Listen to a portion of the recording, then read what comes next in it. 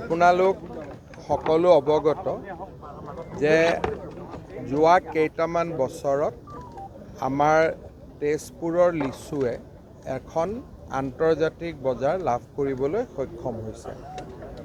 এই বছৰ কেইদিনমান আগতে এপেডাৰ জৰিয়তে আমি ডুবাইলৈ 1000 কেজি লিচু ৰপ্তানি কৰিছিলোঁ।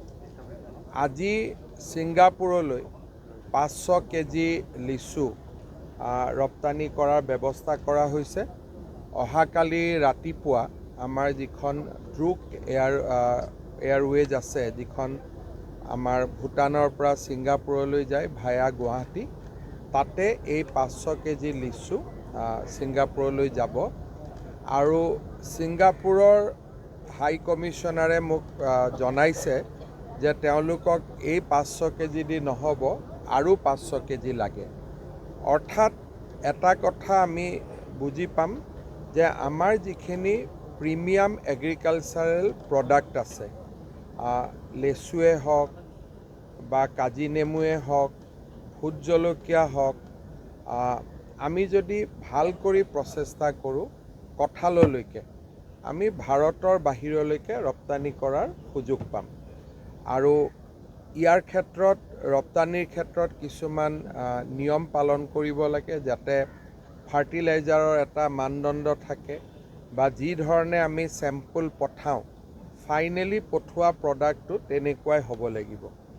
আদাৰ ক্ষেত্ৰত আমি বহুত ভাল কাম কৰিব পাৰোঁ। সেই দিশত এইবাৰ আমি আৰু প্ৰচেষ্টা ল'ম, যাতে অহা বছৰ আৰু আমি সামগ্ৰী বাহিৰলৈকে পঠিয়াব পাৰোঁ। আজি এই কনচাইনমেণ্টটোৱে অসমৰ কৃষকসকলক আৰু অনুপ্ৰাণিত কৰিব। তেজপুৰৰ লিচু এইবাৰ আমি আৰু বেছি পঠিয়াব পাৰিলোহেঁতেন, কিন্তু ইমান লেচুও নাই, কাৰণ তাতে 3000 মান গছতহে এই লেচু উৎপন্ন হয়। আৰু অসমতো এই লেচু যথেষ্ট পৰিমাণে বিক্ৰী হয়, ভাৰততো বিক্ৰী হয়। এইবাৰ মই প্ৰধানমন্ত্ৰী, কেন্দ্ৰীয় মন্ত্ৰী সকলোকে লেচু পঠিয়াইছিলোঁ। যোৱা 2 দিন দিল্লীত সকলোৱে এই লেচুৰ প্ৰশংসাও কৰিছে।